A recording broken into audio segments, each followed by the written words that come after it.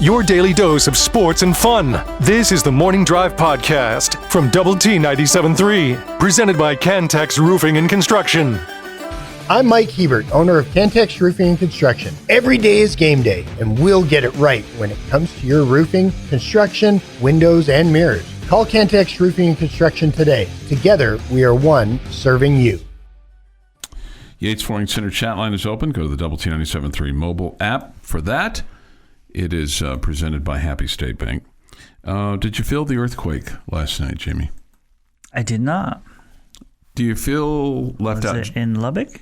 Well, there was a 4.9 earthquake near Lubbock, near Snyder, felt in Lubbock. Jeff, did you feel the earthquake last night? Not even a little.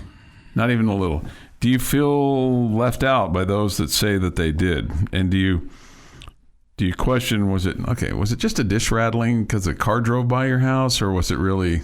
No, I fully believe there was an earthquake. Yeah, no, I believe. This was not just a semi driving really close to your house. Is this something that normally happens in Lubbock, Texas? Yeah, it's occasionally because of the fracking and stuff that's going on down in the Permian Basin. You know, it's kind of the I don't want to get into the whole engineering logistics of it because I can't speak very deeply to it. But we're drilling for oil, and they're pumping oil out, down there, and a lot of oil. This is the first time in my time being whether either a student or being an employee of this here radio station that I've ever heard of Lubbock having any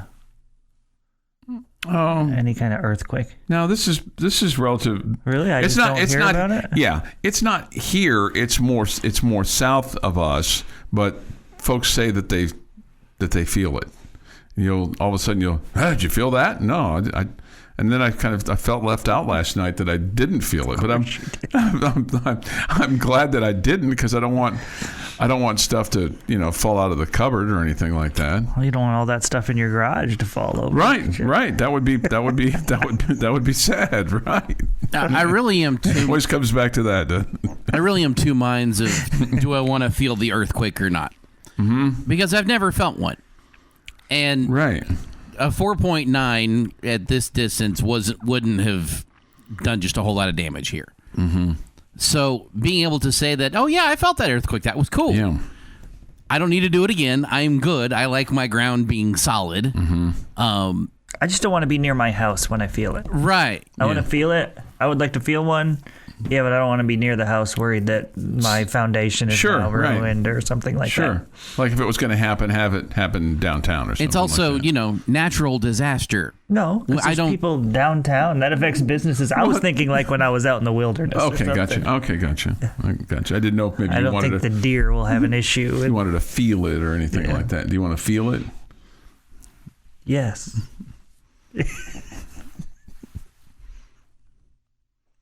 Go ahead. Sorry.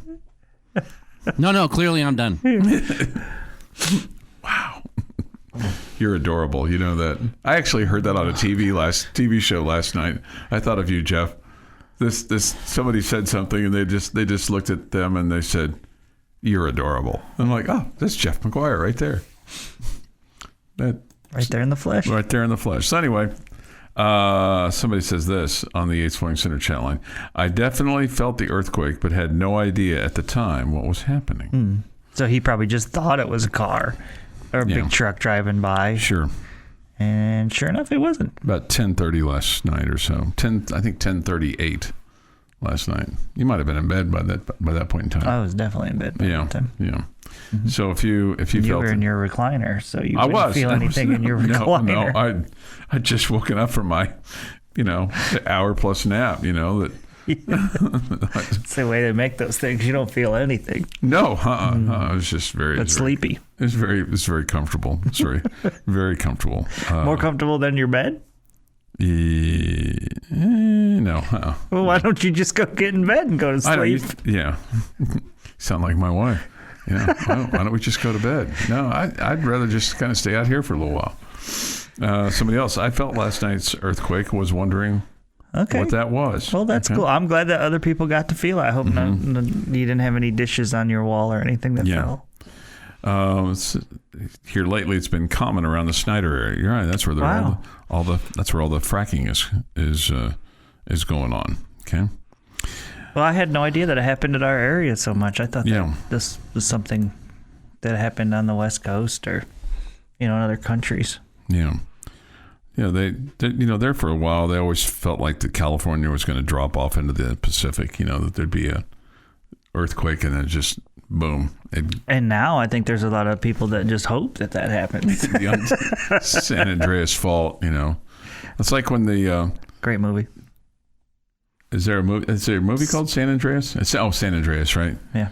Yeah, I was thinking the first big earthquake movie was when they were doing all those disaster movies in the 70s, and it was Earthquake, and it starred Charlton Heston. Of course, he was, a big actor back in the day. And they came out with this stuff called Sense-Around, which basically was turn the speakers up so loud, and in theory, everything was going to shake. Okay, but it was Earthquake, and then in Sense-Around, and there was, the typical disaster kind of stuff. I have come to realize that disaster movies, whether it be because of snow or earthquakes or tidal wave, floods or tidal waves or creatures, I think that's the genre of movies I enjoy the most. I don't know that this is a positive thing about me, like I'm trying to end the world or what, but I really enjoy all of those. Okay. Like The Day After Tomorrow and San Andreas. I really liked that one. I don't know why. Poseidon Adventure. Have you ever seen that even one? Like, what's the word? The alien spacecraft comes to Independence Day, that kind of stuff. Okay. Yeah, the end of the world kind of stuff I enjoy. I don't know why. Let's see. Don't feel left out, Chuck. The earthquake scared the blank out of me. I was sitting on my couch watching TV, and the entire couch vibrated. I thought someone was hiding behind my couch. Wow. Thought he had one of those couches from those shady hotel rooms. The Morning Drive podcast from Double T 97.3 is presented by Cantex Roofing and Construction. All right, time for this day in sports history. Today is July 23rd, 2024. Here's Jeff McGuire. Going to start us off in 1925 because firsts are cool. New York Yankee Lou Gehrig hits his first of his 23 career Grand Slams. Wow. 1944, Chicago Cub Bill Nicholson hits 4 home runs in a doubleheader. It's a good day. 1960, U.S. Open Women's Golf. Betsy Rawls wins her 4th Open title, 1 stroke ahead of runner-up Joyce Zeke. Joyce Zeke? Z-I-S-K-E. 1975, L.A. Dodgers W. Crawford and Lee Lacy are 5th to hit consecutive pinch hit home runs. 1976, Baltimore Oriole Reggie Jackson homers in his 6th straight game. In 94, Don Mattingly becomes the 6th New York Yankee to get 2,000 hits. 2009, Mark Burley of the Chicago White Sox becomes the 18th pitcher to throw a perfect game in Major League history, defeating the Tampa Bay Rays 5-0. And in 2017, former Red Raider Daniel Colomb helps the Oakland Athletics pick up a 3-2 win over the Mets, pitching a perfect 7th inning. Happy Vanilla Ice Cream Day. I thought you were going to tell me it was Vanilla Ice's birthday for a second. Well, we do food first, so okay. Birthdays are coming. And also, I'm a fan. happy Peanut Butter and Chocolate Day. Okay. Maybe a good day for a Reese's Pieces. I mean, there's never a bad day for a Reese's Peanut Butter Cup. Yeah. Like, I would agree with Jeff there. Every day that ends in Y is a good day for a Reese's Peanut Butter Cup. Happy birthday, former Red Raider basketball player and NBA coach Darvin Ham turns 51 today. Hey, he's back with the Milwaukee Bucks. Did you know that? I did know that. Daniel Radcliffe is 35. Slash from Guns N' Roses is 59. Woody Harrelson, 63. Gary Payton, the Glove, is 56. And Nomar Garcia Parra is 51. And on this day, 1914, at 6 o'clock in the evening, nearly 1 month after the assassination of the Austrian Archduke Franz Ferdinand and his wife, the ambassador of Austro-Hungarian Empire to Serbia delivers an ultimatum. An ultimatum, that's the word, to the Serbian Foreign Ministry. The government would have to accept the Austro-Hungarian inquiry into the assassination, notwithstanding its claim that it had already conducted its own internal investigation. Serbia was to suppress all anti-Austrian propaganda and take steps to root out and eliminate terrorist organizations within its borders. One such organization was the Black Hand, which was believed to have aided and abetted in the Archduke's killer and his cohorts, providing weapons and safe passage from Belgrade to Sarajevo. The dual monarchy demanded an answer to the note within 48 hours. Germany, an ally of Austria-Hungary, the Russians, the French, and the British were allies of the Serbs. Ladies and gentlemen, Sounds like a world war. the Great War Yeah. is about to kick off in 48 hours. And that is this day in sports history. Stay tuned for Thursday, Jamie. All right. Okay. And that is this day in sports history, 6:49 this morning. Here on the Morning Drive, good morning, with Jamie Lent and Jeff McGuire and Chuck Heinz. Great to have you with us today on the Morning Drive. Hey, I don't know if you saw it. I'm sure you did. The video of Shohei Ohtani's a big home run the other night. Okay. He hit it well. He hit it well, right? He got all of it.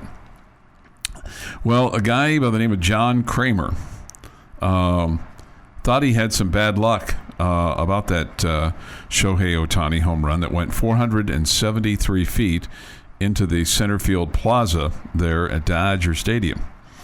You see, Mr. Kramer was sitting in some loge-level seats when he decided to go get himself some food and a drink.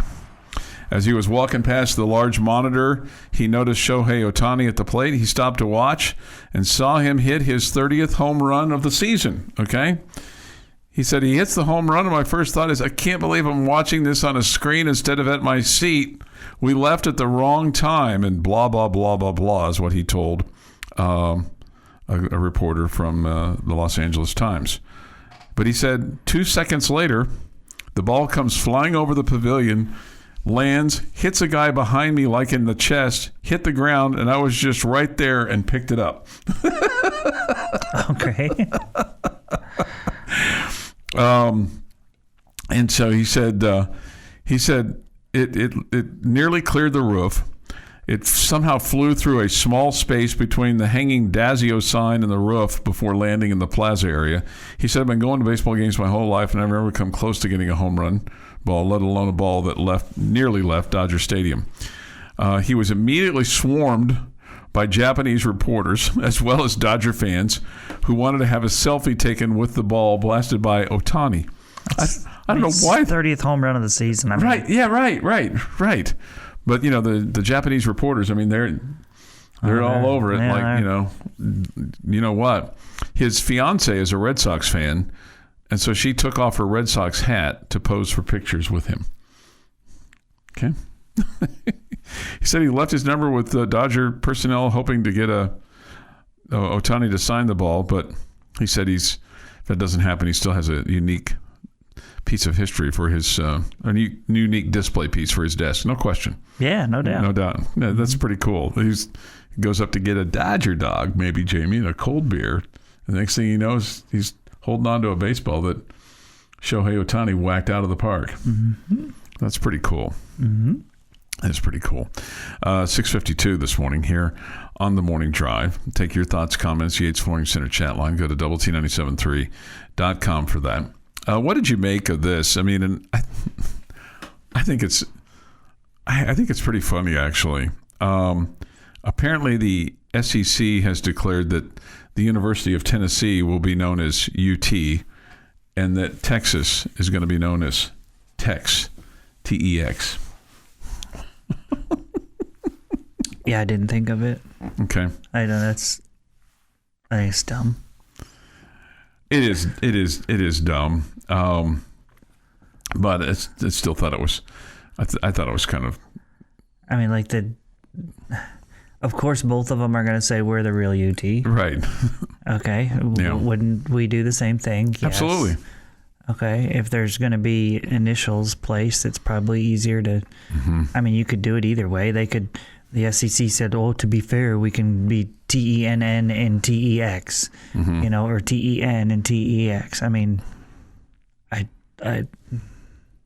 that's the SEC's problem. It's two fan bases claiming they're bigger and better than the other fan base. Neither one of them affect me. I don't really think much of it. Chris Del Conte, their athletics director, said this: "I'm not worried about it. We are Texas," with an exclamation mark. That's what he put on X. "All you have to do is Google the history of both schools and don't sweat it." I mean, both have great history in many different sports, Yeah. and there's no reason to be derogatory towards the other. It's just dumb. I'm seeing a new Southwest Conference trophy being made of like a U and a T that are like orange together, and the winner of when they play each other gets that trophy. What if? Whatever. All right. The Morning Drive podcast from Double T 97.3 is presented by Cantex Roofing and Construction. Jamie Lent and Jeff McGuire. I'm Chuck Heinz. Great to have you with us today on Lubbock Sports Station, Double T 97.3 and Double T 97.3.com. Jamie's going through the Big 12 schedule, and there's a couple times where you've got a Big 12 school playing an SEC school. Oklahoma State and Arkansas are playing. Houston and Oklahoma are playing. Those are the two that I found early on in the season. Yeah, and the Oklahoma... It's probably the only two. Oklahoma game for Houston is in Norman, and the Arkansas game for Oklahoma State is in Stillwater. My question is, and these probably were set up a long time ago, as part of the, hey, you got to play at least one Power 5 team, blah, blah, blah. Much like, Tech was scheduled to play Oregon this year, but, they worked out the trade with Washington State, which probably for us it's probably a better deal. I mean, it's a lesser opponent. I would have loved to have played Oregon up there. I think that would have been a cool experience if, for fans that maybe would have had an opportunity to go to that game and just for the team and atmosphere and just, the level of competition. Because I think, here's my other question for you.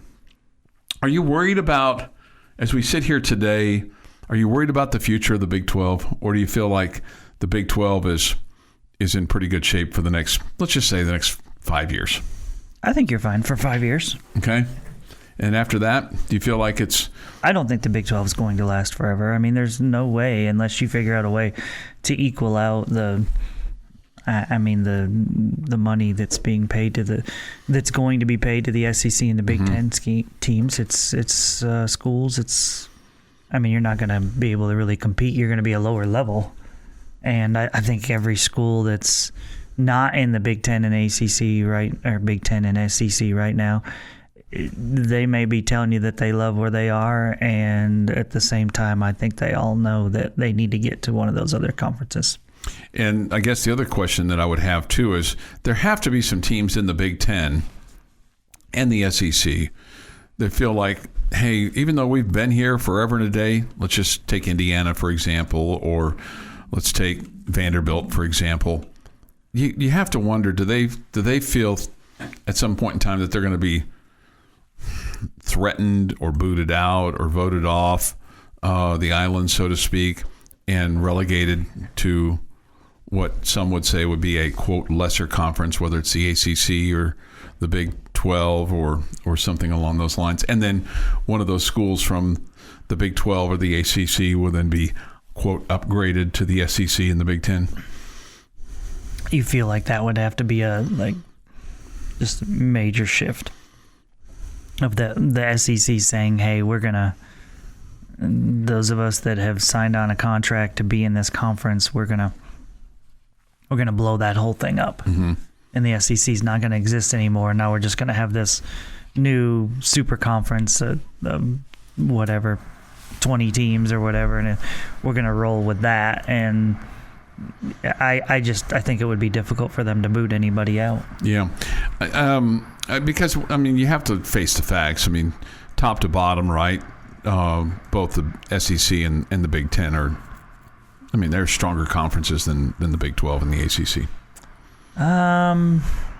I wouldn't say top to bottom they are. I think the top is way better, but I would tell you the bottom of the Big 12 could compete with the bottom of the SEC or the Big 10. Okay.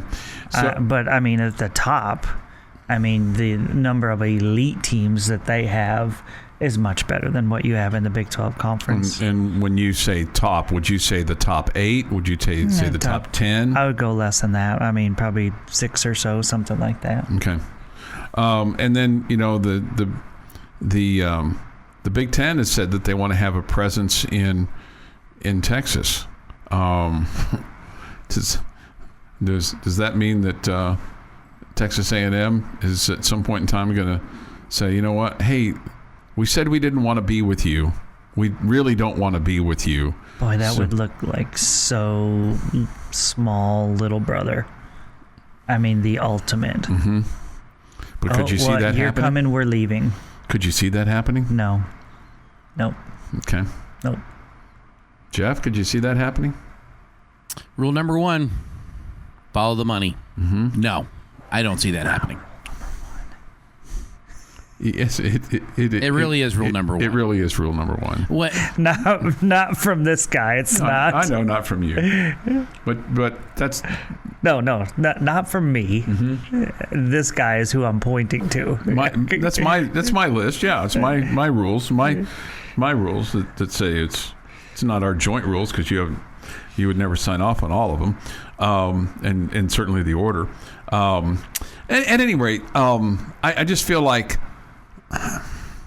I hope it doesn't come to that. I hope. So what is your point to that, Jeff? I mean, the SEC's paying him more money.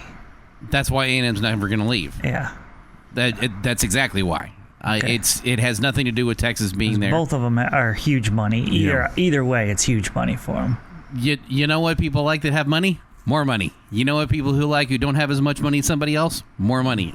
A&M's not going to make more money anywhere else. See, Texas would be able to just, look down on Texas A&M so much if they did that.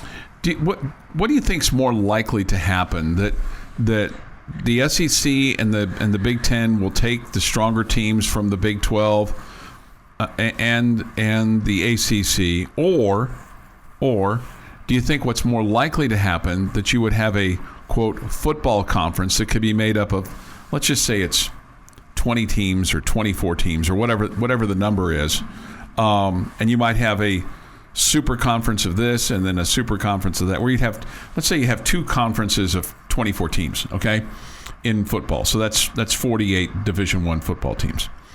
And maybe that's too many for this purpose. And maybe it's 18, maybe it's 36. Where you'd have 2 conferences that's made up of divisions of 36 teams, okay? And there's some regionality so that you can kind of keep some rivalries together. And then the conferences themselves, per se, SEC, Big 12, ACC, Big 10, ACC, and maybe some remnant of the Pac-12, that's where you'll have basketball, baseball, the Olympic sports, et cetera, et cetera, et cetera, so that there's some kind of semblance of reality from a travel standpoint and rivalries and things along those lines. So you kind of bring some kind of sense to this, where you have football over here doing its thing, and then the rest of the sports kind of in their natural conferences, natural regions, natural rivalries. Would you like something like that? I would like something like that. Mm-hmm. I don't know which. Your initial questions, what do I think is more likely? I really don't know. But I would like something like that. I'd like it to be more regional with all sports. Sure. To be honest with you. Sure. I would too. I mean, I think for what we have right now, I mean, the Big 12 right now is the most spread out of all the sports of the conferences. You could make the case to a degree with the Big 10, but I mean, the Big 10 doesn't. Now it goes to Rutgers. So I mean, the ACC has teams in California. Yeah. Feels like they're pretty spread out too. It does. I guess the one that's not is the SEC. And even they are somewhat spread out, but not as bad as the other three. Not as close to not even close to what the Big Ten and the ACC and the Big 12 and the Big 12 are. Yeah. So I think the Big 12 is the second tightest. I think the ACC goes from coast to coast. That has to be the worst. Well, you go from right, and so is the Big Ten, right? And you go Rutgers to Southern California. Those two are more spread out than the Big 12. The Big 12 goes from Oregon to West Virginia. When did we get a team in Oregon? Not Oregon. Yeah, you're right. I'm sorry. I was thinking of Oregon. We did not. Utah. There you go. Utah. Yeah. Arizona. Yeah, fun with flags. Did I miss something? No, you didn't. You didn't. I had Oregon in my head, and then was thinking because we had just played them, and then anyway, it's an epic fail. Anyway, yeah, that day was. I just feel like that the threat that the Big 12 is going away and that we need to be worried about what everybody else is doing. I think we just need to worry about us. At some point in time, at the end of the day, you just got to worry about you. And if you take care of business, you will be in the Big 12 championship game. And if you win that, you'll be in the college football playoff. This is the Morning Drive Podcast from Double T 97.3, presented by Cantex Roofing and Construction. Jamie's question of the day on Double T 97.3 is brought to you by Connecticut of West Texas. All right, we're living in fantasy land this morning. I feel like that's every day. No? Some days. Yeah. Some days.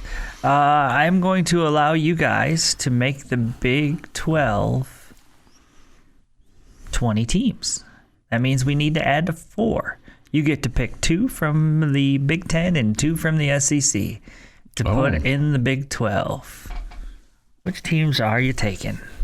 Oh, you're gonna poach from that direction. You're not gonna poach from the Aces. Oh yeah, I told you we're in the fantasy land. We truly are in fantasy land. 2 from the SEC and 2 from the Big Ten. Okay, my 2 from the SEC, and this is purely selfish from my standpoint because I enjoyed these games in the past. And I enjoyed these games when they were taking place. But for me, I'm going to take Texas A&M and Missouri from the SEC. And from the Big Ten, and this may not make a whole heck of a lot of sense. I always liked USC, so I'll take USC, and a school that I love to not like is Nebraska, but they've fallen way off the mark right now. So I'll take USC, and I'll take what the heck? I'll take Nebraska just because I think that makes a lot of sense for some of the northern schools in the Big 12. Fantasyland. I want to make this clear. We're in Fantasyland. 100% dream world.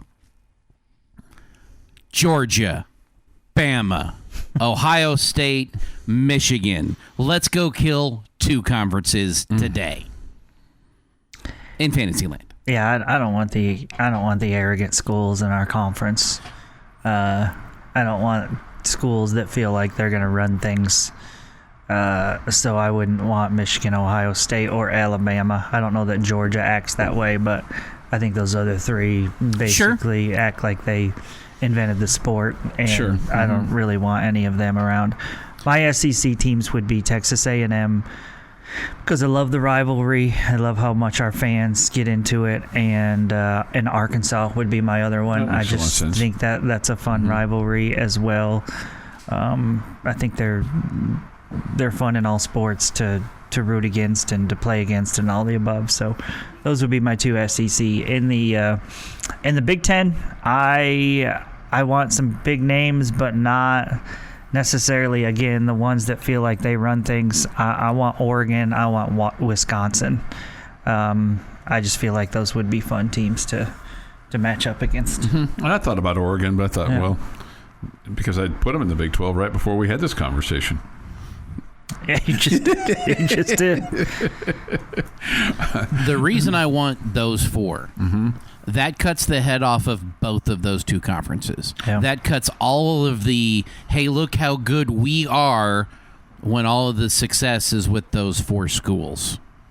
Man. That's the, hey, look how good the SEC is, with Bama and Georgia riding the top of it. Have you ever been around a Michigan or Ohio State grad? Yeah.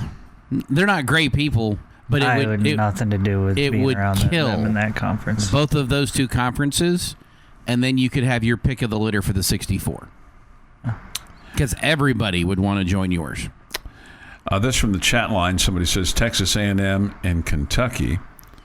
Somebody else along the same lines from the Big Ten, Michigan and Iowa, and then takes it a step further with the ACC. Give me North Carolina and Florida State. Somebody else agrees with you, Jeff. So, okay. So if you, to me, the realistic one to be able to steal from right now, it seems like might be the ACC. And maybe. Why are you taking us out of Fantasyland? We were having fun in Fantasyland. We're killing conferences in Fantasyland. Why go back to normal? Okay, I just didn't know if you exhausted everything from Fantasyland or not. Isn't that kind of the beautiful thing about Fantasyland, is that there's no end to it? Well, sometimes you wake up from those dreams, and then you realize that you missed an earthquake. That you missed an earthquake, right? You missed an earthquake. If you had 2 teams, if you could take Florida State and Clemson today, would you take them in the Big 12?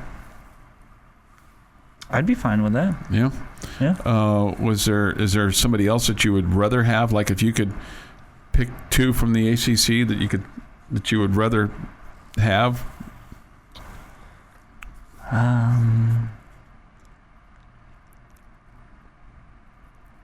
No, I don't think so. Because Louisville's there for me. I would have loved for Louisville to have been a part of the Big 12 when we had a chance to get them. Yeah, I think I'll take those other 2 instead of them. Okay. What do you love about Louisville? I don't know. I just felt like that was the level of competition, and their football program at that point in time was kind of on the rise. Their basketball program's always been, really, really solid, really good. Yeah, they've always cheated really well. Yeah. Uh-huh. I mean, I've always been really slimy. Yeah. So anyway, You just want to go to the Yum Yum Center. I think that'd be fun. Yeah. I think that'd be fun. I think that'd be fun. To go to that place.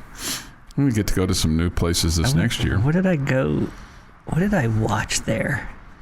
Did you go to a concert there? No, I watched a basketball game. I think it was like a NIT game for Louisville or something. Because you guys were there for baseball? And they hooked us up and we went and watched a game. I think they were playing in the NIT. I think that's what it was. That makes sense. Yeah.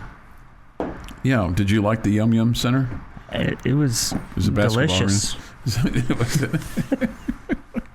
Get you some KFC while you're there, too. Your daily dose of sports and fun. This is the Morning Drive Podcast from Double T 97.3, presented by Cantex Roofing and Construction. Good morning. Jamie Lent, Jeff McGuire. I'm Chuck Heinz. Coming up at 9, it's the end of the bench. Jeff Haxton, back from his vacay, and David Collier. Then high noon, it's the bottom line. I think everybody's back in those spots, too, like they're supposed to be.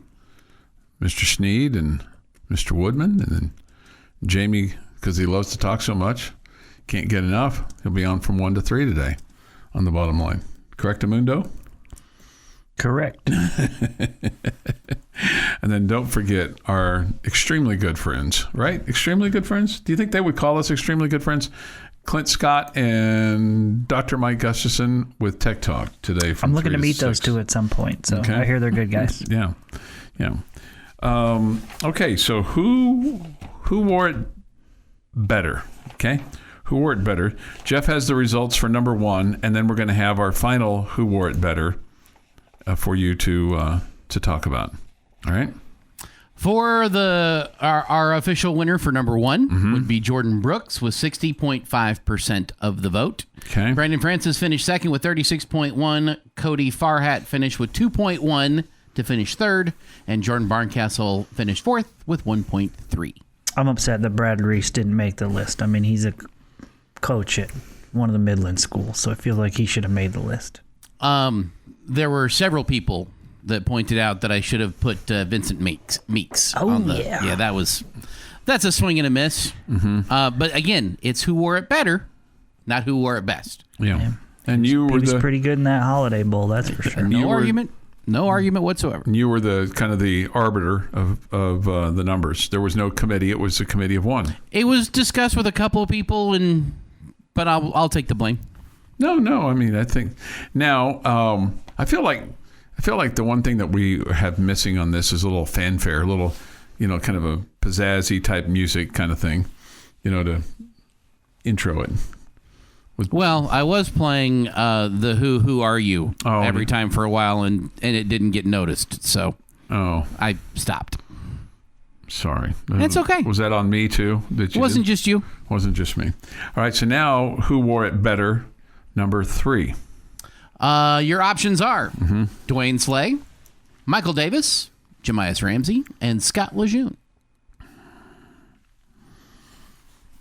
This is also a number that's going to get a lot harder in the future with the way Tech football is going to be using the number 3, where it's going to be the person that most embodies the Team Luke mindset.